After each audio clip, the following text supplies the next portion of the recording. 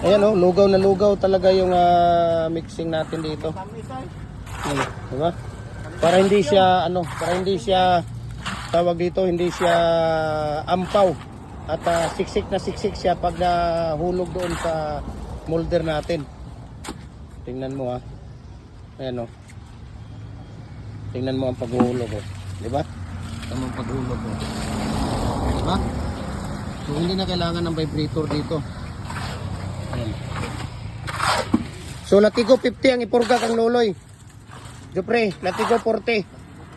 Latigo 50.